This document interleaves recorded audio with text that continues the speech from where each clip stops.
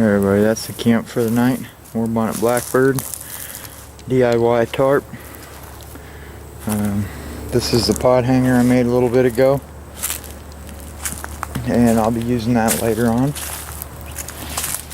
It took me a while to get set up because somewhere in transit my hammock got all twisted up, so I had to untwist that.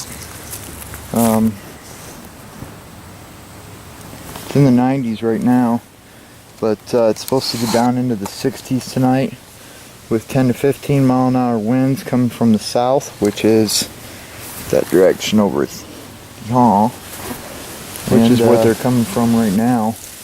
I did leave my tarp low enough, or high enough, to where I could get a good breeze under here, and that way the smoke will go that way. Fire will be a little bit later on. I got my kettle hanging off that pod hanger there. That's a pretty interesting pod hanger. It's the latest and greatest in bushcraft pod hangers, and so I made me one up. Theoretically, you could carry this piece here with you, the orange, just to lash that piece here on, which goes down and lashes onto another branch. But theoretically, this could be carried with you, and the upright could be your walking stick. Choose to carry one, but it is adjustable, full height to the upright. You can twist it, you can lower it, you can raise it, whatever you want to do. It's very simple to just twist that thing away from the fire, let your coffee cool down.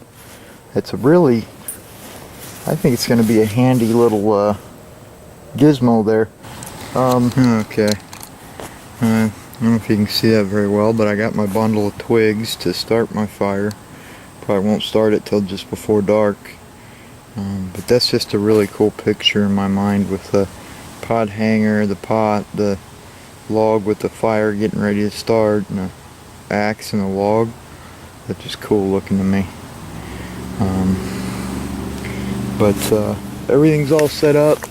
I got my tarp is all pulled out and everything, and back in the back, pulled out, staked out, all the nine, and I'm completely covered. I've got confidence in this tarp that it'll keep me dry. The problem last time was that my trees were right up against my tarp, and I couldn't stretch it like I can now. And so the winds are supposed to be coming from that direction, so I left it up high enough to where the rain won't get in, but it'll let the breeze through to help feed the smoke off in that direction. Got me a new Rubbermaid jug full of water that I'm going to get me a nice big old guzzle out of here in a few minutes. Right now I'm going to relax for a few minutes and take care of some other stuff. So I got to pick my gear up, and then here in a little bit I'm going to have to start working on firewood for the night. I don't think I'll need a lot. I'll probably go with some of the scrap that's over here, and that should do it for tonight. I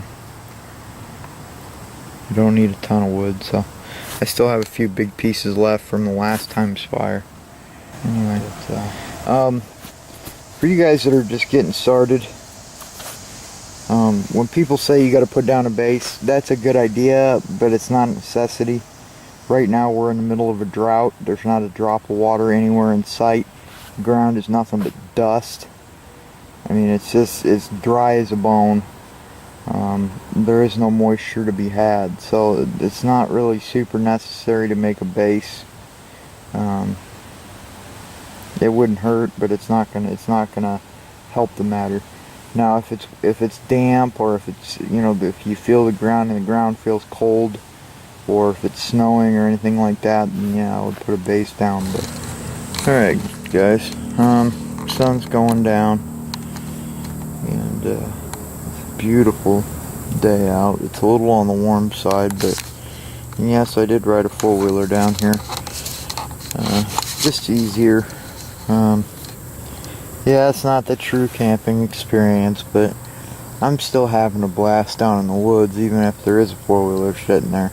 The only thing I can say I wouldn't be prepared for if it was like last time, it was like a monsoon, in which case I'm gonna have 2 stakes ready, and I'll just pull those lines on each side here and drop this front down to the ground. Bug. Oh, check this out. A while back, Bart gave me a knife, or traded, or however you want to call it.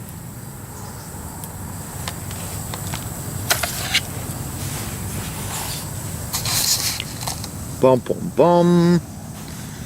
Tops Laser Strike, or SE Laser Strike, and this thing is one wicked knife. That's all I can say. I put a lanyard on it to keep my hand from sliding. Granted, I know there's a choil there and all that kind of thing, but I took it to the bench grinder, not the bench grinder, sorry, the belt sander, or belt grinder, however you want to call it. Sharpened the spine and then convexed this. This darker gray portion is not convex, that's a flat grind portion of the knife. But I did take this big shoulder off here, and I'm really liking how it turned out. And convexed the edge where you can see the shiny part here, that's all convexed and razor sharp.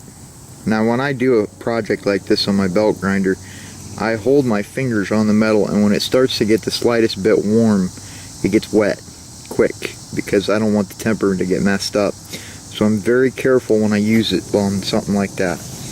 But this thing is just razor sharp.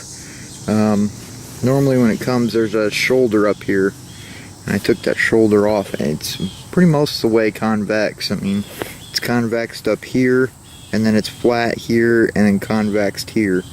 I'd have to take quite a bit of metal off to get all this cleaned up, but it's going to get a coat of bluing anyway, or some kind of patina or whatever. But so far, this has been a really good knife. Haven't got to do a lot of testing yet, as far as after I've been working on it. But I know it throws great sparks off a ferro rod. It's sharp. I've cut a few pieces of rope with it. I also, it felt like the metal was a little bit lower than the handle scales here, and so I cleaned that up a bit too. It's still, you can feel it a little bit right there, but it's not as bad as it was. Alright, y'all. My guess would probably be about 8 o'clock right now. Not 100% sure. But I just stoked the fire with some of the wood that I had on my previous fire down over here to the left. And I stoked it back up. Pot holder is ready for coffee in the morning. Coffee bag is right here. I don't know if I've showed this yet. This is a bag I made out of some oilskin leather, or some oil tanned leather, and this will hold a full 1 pound coffee can. And the contents, not the full can. And this is some braided jute that I did myself, 2-strand twist, and so I made this, and that stores inside my kettle right there. Got my water down here I've been drinking. I've already drank this thing full once already, completely downed it.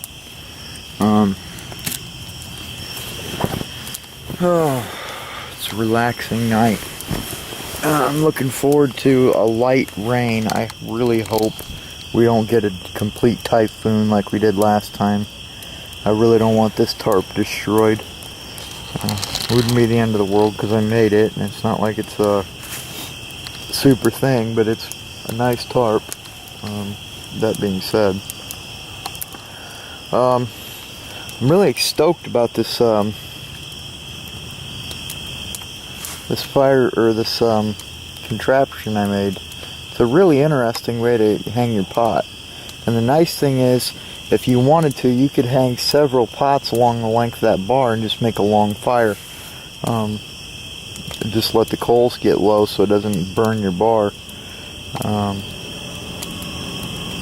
Or you could maybe even treat it with mud or something, coat it in mud so the bar doesn't burn.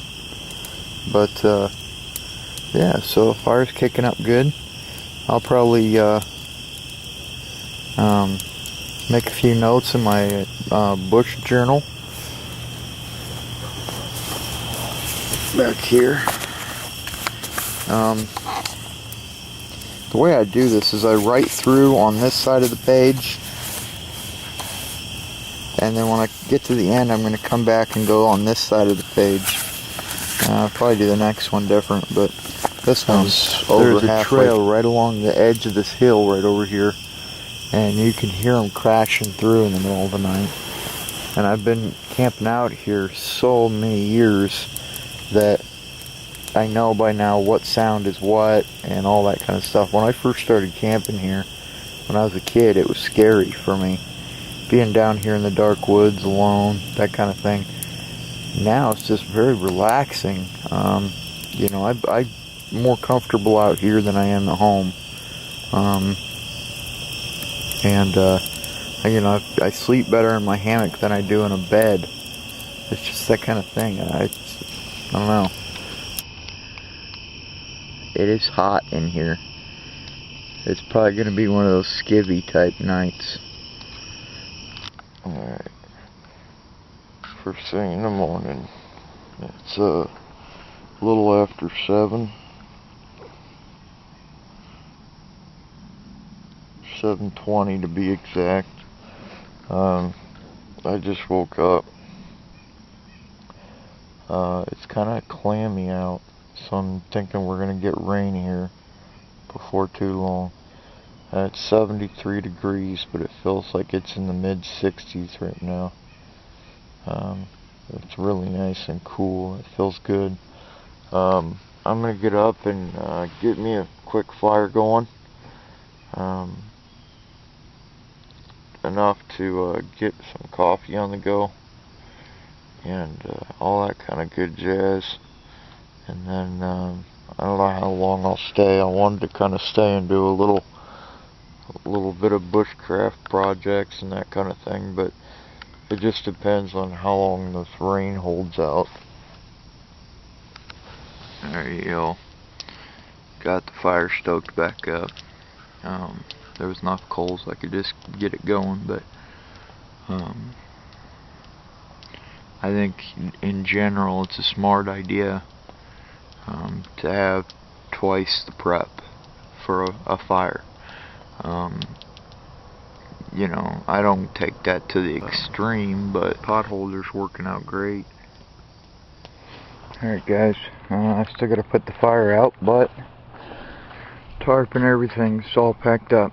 Everything's all packed up. I haven't washed my kettle out yet, so there's nothing in it but grounds. I put all the hot coffee into this.